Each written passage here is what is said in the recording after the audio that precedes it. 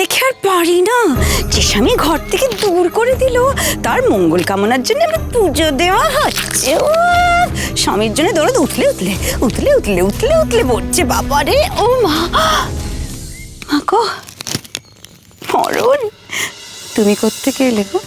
চক্রবর্তী মশাই কোত্থেকে উদয় হলো? উদয়?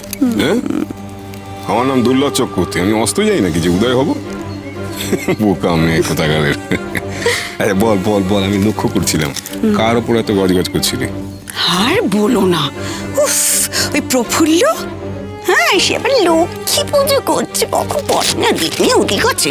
হ্যাঁ, স্বামীর ঘরে কেউ ফিরেও তাকায় না, সবার মঙ্গল কামনা করছে। শ্বশুর আর স্বামী তো তাকায়ও না, পৌঁছেও না। করুক, করতে দে, যত খুশি লক্ষ্মী পুজো করুক ওরা। খালি দেখবি যাতে ওদের কোনো মঙ্গল না হয়, কারণ ওরা যত দুঃখ দুর্দশায় থাকবে তত আমাদের মঙ্গল হবে। আর তোকে ওদের এই কষ্টের সুযোগ নিয়ে কাছের মানুষ হয়ে উঠতে হবে, ওদের বিশ্বাসভাজন হয়ে উঠতে হবে, বুঝলে? বুঝেছি গো, বুঝেছি চক্রবর্তী মশাই, সব বুঝেছি। আমি এই কাজে নতুন নাকি গো? তোমার মুচকি হাসি দেখে সব বুঝি। তুমি কি চাও? যাই হোক, অনেক সময় নষ্ট হয়েছে, আর সময় নেই।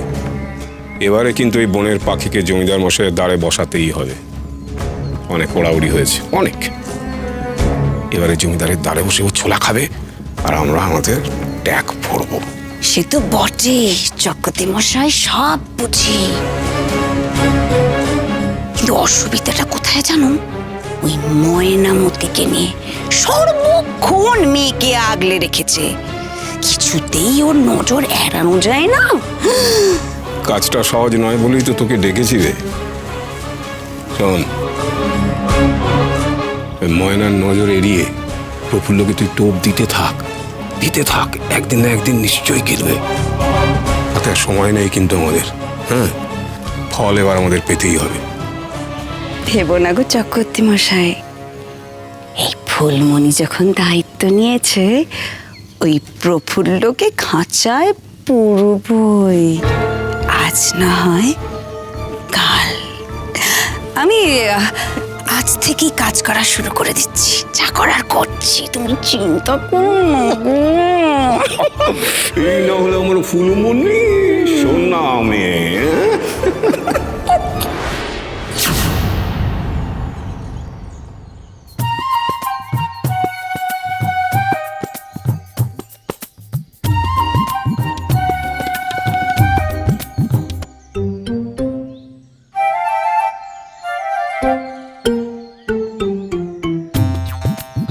মেজ বৌমা, এগুলো কি কি হচ্ছে সব?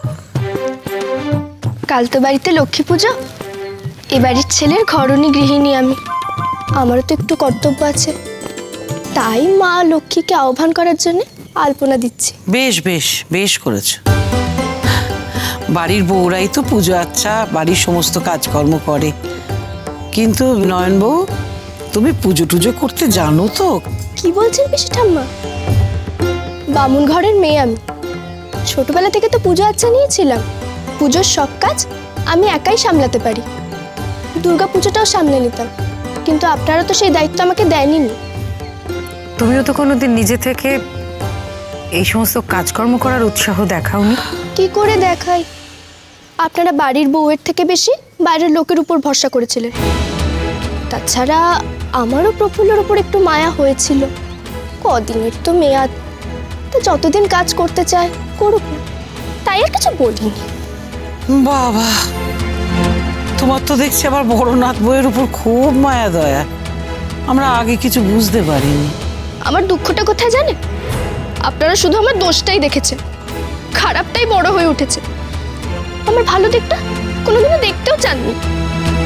আমি তো মানুষ, আমার যেমন মন্দ দিক আছে তেমন ভালোটাও তো আছে। ভালো হলেই ভালো।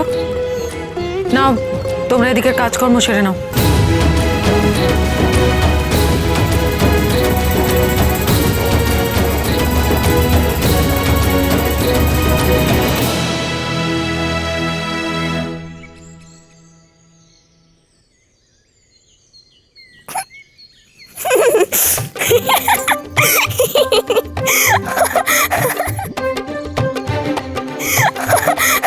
কি হলো, হাসছিস কেন?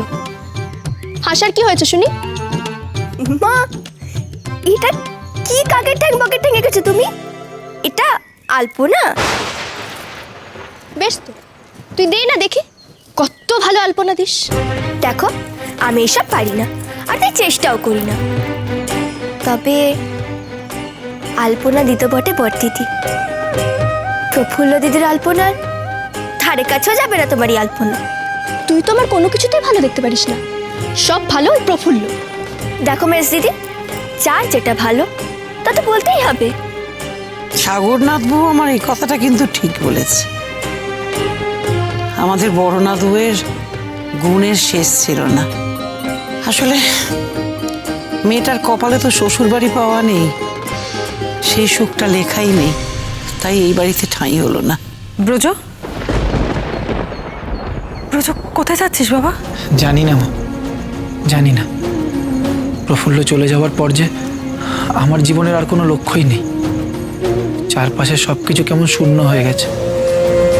এখন আমি কোথায় যাই, কি করি, আমি নিজেই কিছু জানি না। আমি নিজে হাতে আপনার জন্য জলখাবার বানিয়েছি, একটু খেয়ে যান। না, প্রফুল্ল চলে যাওয়ার পর আমার খিদে তৃষ্ণা কিছুই নেই।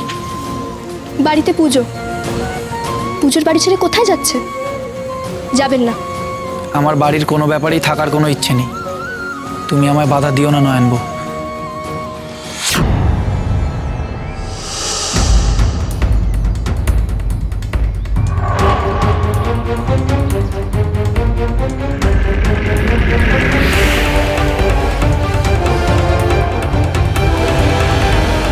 আমার লাভ, আমার লাভ।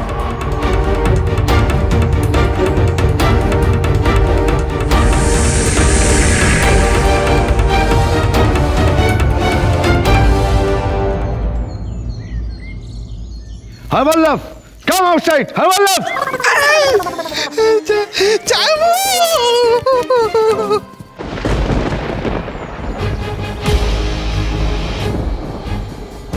তুমি হরবল্লভ রায়ের ছেলে না? রায়মশাই না থাকলে তোমার সঙ্গে আমার কথা আছে। কিন্তু আমি কোনো কথা বলতে চাই না। দাঁড়াও, তুমি কাকে অবজ্ঞা করছো জানো? দেবী সিংকে অপমান করলে তার কি ফল হতে পারে তার সম্বন্ধে তোমার কোনো ধারণা আছে? ও সাহেব সাহেব, কাম কাম কাম। সিংহমশাই, সিংহমশাই আসুন আসুন, ভেতরে আসুন। রায়মশাই, আপনার পুত্রটি অত্যন্ত দুর্বিনীত। আমি আমার পুত্রের হয়ে ক্ষমা চাইছি। হ্যাঁ, মানে ও একটু অন্যরকম তো। আপনারা আসুন বৈঠকখানায়, আসুন আসুন। আর কতবার ক্ষমা চাইবেন রায়মশাই? আপনার বাড়িতে আমরা অতিথি সেবা নিতে আসি নাই। আপনার পুত্রবধূ আমার হাত হইতে দলিল লইয়া ছিঁড়িয়া ফেলিয়াছে, তার এত বড় সাহস! অথচ মজার কথা হলো, সেই কাগজেই কোম্পানি আপনাকে মহাল দান করার কথা লিখিত দিয়েছিল। আপনার পুত্রবধূ তা তো গ্রহণ করেইনি, উল্টে তা ছিঁড়ে সাহেবকে অপমান করেছে। তার শাস্তি আপনাকে পেতে হবে রায়মশাই।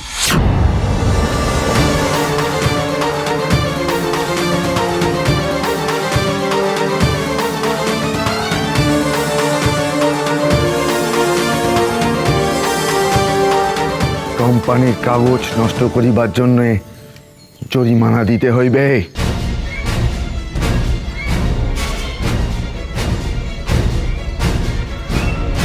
কিন্তু তাকে তো আমি শাস্তি দিয়েছি সাহেব। হ্যাঁ, সেই বউকে আমি তাড়িয়ে দিয়েছি। তারপরেও আবার জরিমানার কথা উঠছে কেন? ওই বউ আমার অনেক অনেক ক্ষতি করেছে, আর যাওয়ার আগে এত বড় একটা সর্বনাশ করে গেল।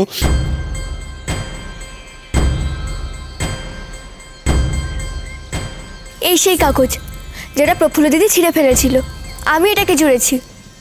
একবার পড়ে দেখুন তো। এমনি এমনি তো প্রফুল্ল দিদি এটা ছিঁড়ে ফেলবে না। কি এমন লেখা আছে এই দলিলে? What is that? এই তো সেই দলিল, আবার চোরা হইয়াছে।